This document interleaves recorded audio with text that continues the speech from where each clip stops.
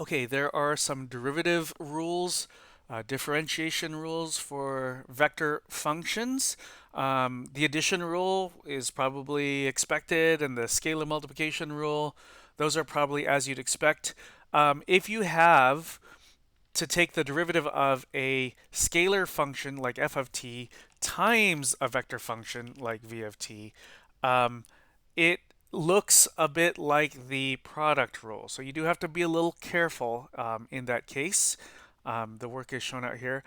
Similarly, there's a dot product rule and a cross product rule. I wouldn't overly concern yourself with any of these three incantations of the product rule. But it's like if you had, this is in the scalar times vector function version, you have really scalar multiplication type multiplication going on. In the dot product version, you have dot product going on the right side, and then in the cross product one, you have cross product going on the right side. For the cross product one, I guess you've got to be careful to not switch the order. But then again, just don't really overly concern yourself with all of these formulas all too much, or the chain rule for that matter. It's here just for your curiosity, just to see kind of how it works. Just to get you comfortable with some of the things that are happening. Let's actually just look into in interpretation and application, because I think this will help clarify even more what's going on. This will help cement the connection between vector functions and parameterization. So if you have this vector function r of t, which is t squared plus 4t, and the next component is t cubed minus 12t, and the third component is t plus t to the fourth, let's say that this vector function describes the motion of a fly. Then at what time t is the bug traveling vertically?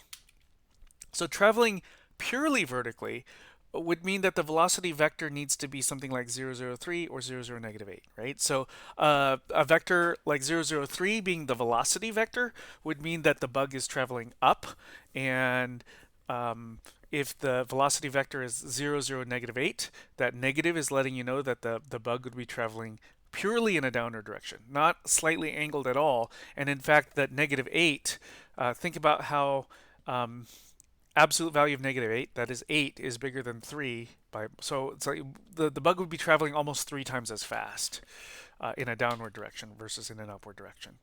So just to try to make sense of this, just to make sure, for instance, if the velocity vector is 0, 1, 99,000, then at that moment that this is the velocity vector, a fly would be traveling mostly vertically, but also a little bit in the y direction, right? So for every 99,999 units of change in the z direction, there would be a 1 unit change in the y direction.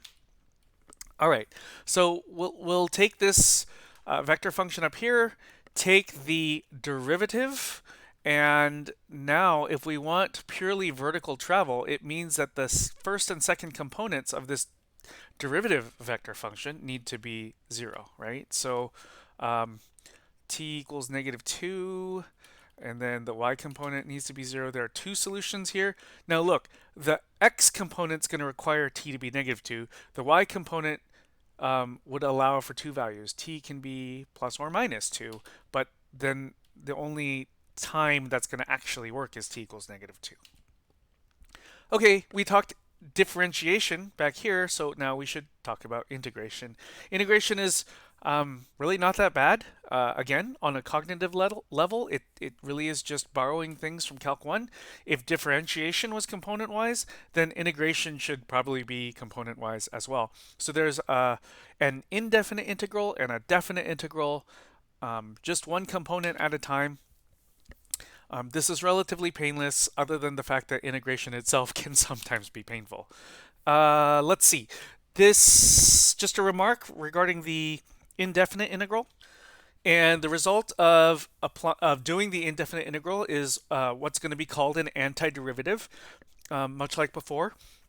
And like I think most Calc 1 books do, in labeling like the antiderivative of little f with a capital F, let's follow that sort of convention and call the antiderivative of little r a capital R.